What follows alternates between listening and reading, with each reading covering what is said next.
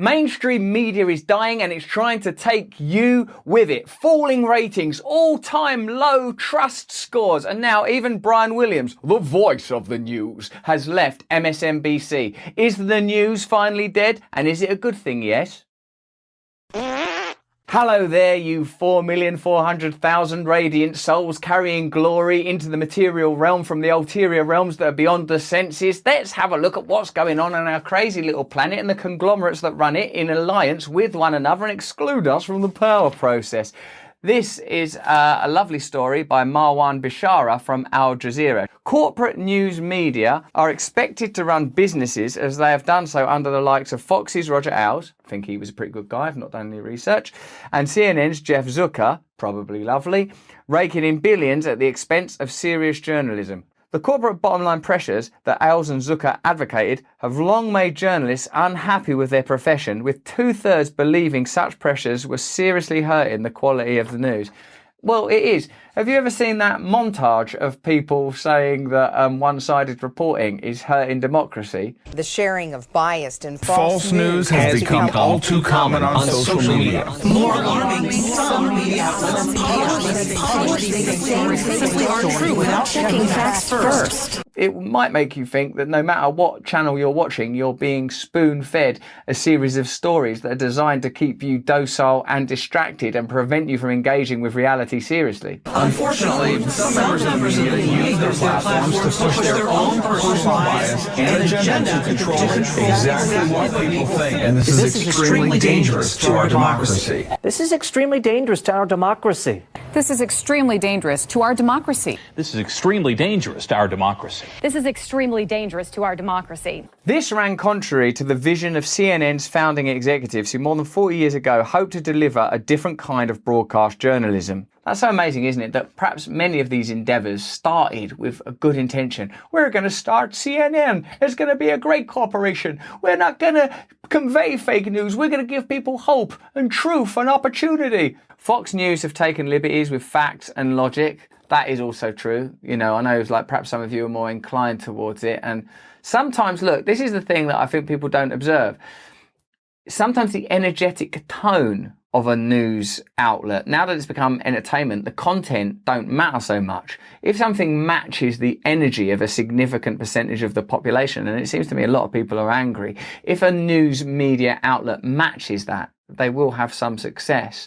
And there are some people that are, you know, you may not agree with them, but they have a particular style and manner of delivering information that is attractive or funny or something. And I think there are certain people I've seen on Fox News that applies to. CNN and other networks have brought the pundits to reaffirm or refute whatever is said in Washington instead of investigating factualness and the implications for the general public. That is true, isn't it? No matter how you identify or what kind of news you're into, do you really sit and watch Fox or CNN or any of them and sort of go, what? Like, you know, sometimes it does emotionally affect you. Like, you know, remember I used to be a celebrity.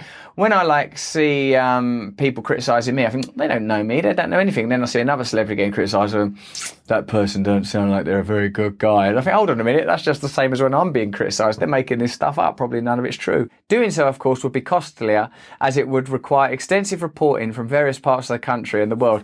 It would require extensive reporting from various parts of the country and the world. How about instead we just get people to hate each other over medical procedures, cultural issues? Oh yeah, that would also work. We could do that. It is journalism by opinion and conviction, not by inquiry. Now, I recognise that we're doing journalism and we're not out there investigating the absolute depths of these stories. But what I am trying to investigate is my own nature, my own flaws, my own failings and fallibility, and my own willingness to change, my own quest for redemption. That means to belong to something higher as well as to be forgiven, to create different ideas, a different kind of conversation, to get beyond the limitation, to recognise that us continually being turned one against the other for increasingly trivial cultural issues without wishing to diminish the struggles of people that have fought for their rights and their identities and all those things. It's not helpful. This is a time when we must come together. The only thing we can do to change the world is to come together. And that seems to be the one thing most people aren't prepared to do.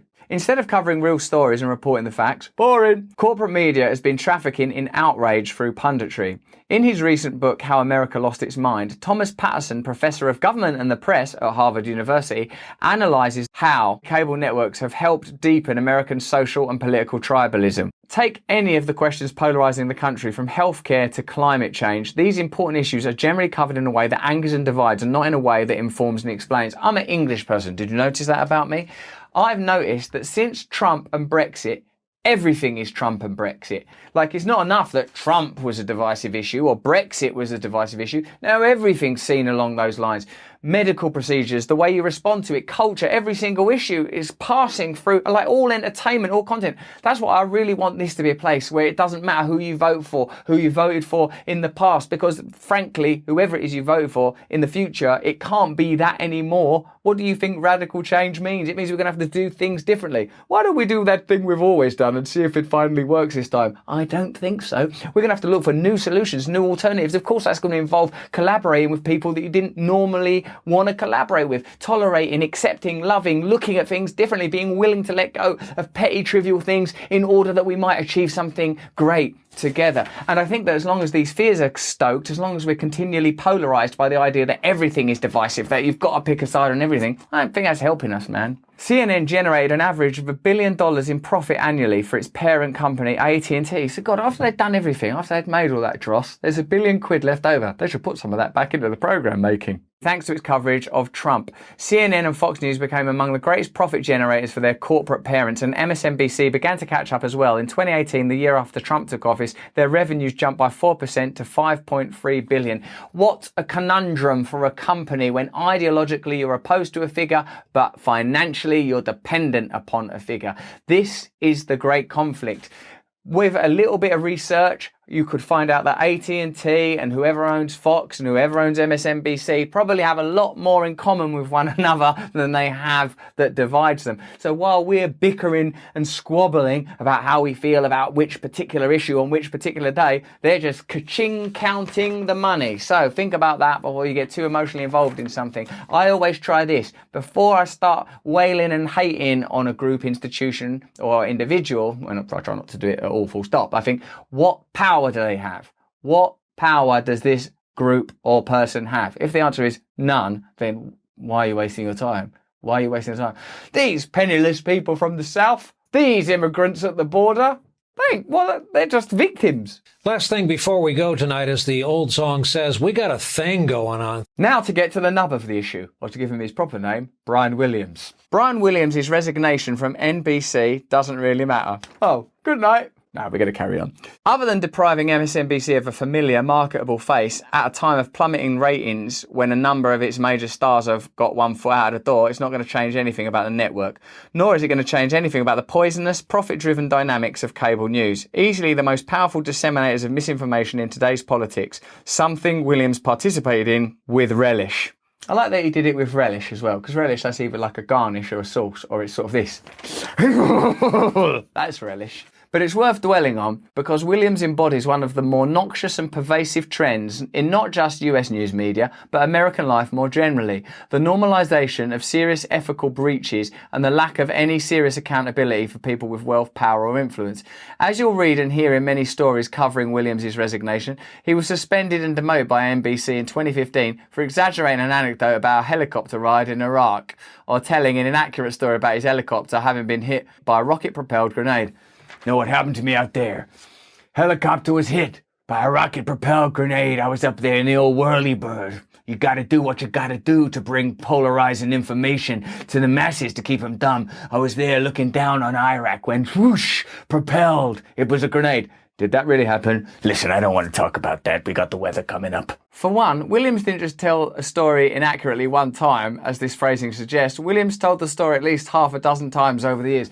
Can anybody remember that time I was in that whirly-bird and the grenade? Yeah, he's telling us that yesterday. Yeah, I know, but I was up there trying to bring polarizing news. Yeah, you told us that. Yeah, but this time, the Taliban was up there, and ISIS, and they was all up there, and they was ganging on me, and they was trying to inject me, baby, with COVID. Brian, we've heard this story, and each time you add a new bit to it. embellishing its details with each retelling till it eventually started claiming it was his helicopter. Did you know that was my helicopter? I saved up from when I was a boy. I had a dream. All I wanted was my own whirly bird. I saved up putting pennies in a jar. Flew it myself. I could have gone to Top Gun. Of course, my best friend Goose, he died. I went back in a white hat. I was an officer and a gentleman. I drove away. Love lift me up where I belong. Not a different helicopter, an hour ahead of his, as was the reality. Secondly, it wasn't just this one story. When outraged military veterans, hey buddy, you don't lie about a thing like that. This is service. These are honorable people giving their lives.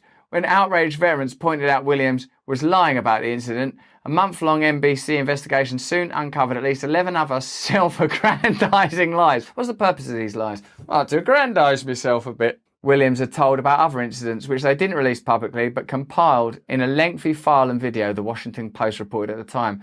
Reporters dug up examples independently anyway, that he was at the Berlin Wall when it fell.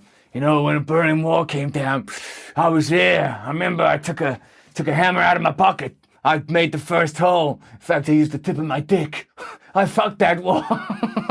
That he witnessed a man killing himself at the Superdome during Hurricane Katrina. Sorry, you're talking about Hurricane Katrina? No, I'm just talking about what's had for lunch. I see someone kill themselves at the Superdome during Hurricane Katrina. Oh yeah, what was he wearing? I don't know, I can't remember. I was wearing glasses. It was my cousin that saw him. Sorry, it's you don't know him. He's at a different school. But an Israeli helicopter, he loves the helicopters, he was riding in came under Hezbollah rocket fire and more. Though Williams took himself off the anchor's chair voluntarily, he didn't fully take responsibility. In a statement on the Iraq helicopter episode, he insisted that he told the story correctly for years before he told it incorrectly. I was telling that story correctly for many years, and I thought it was a bit boring. More importantly, NBC chose to respond to one of their most trusted, well-known anchors publicly discrediting himself with a non-punishment for the ages.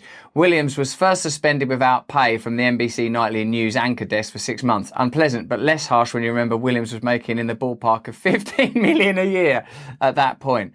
Right, that's it. You keep saying that you were flying a helicopter with the tip of your dick. Yeah, I was up there. I was batting down rockets with the tip of it also. Right. Well, we're only going to use 7 million quid this year because it's outrageous. Ugh.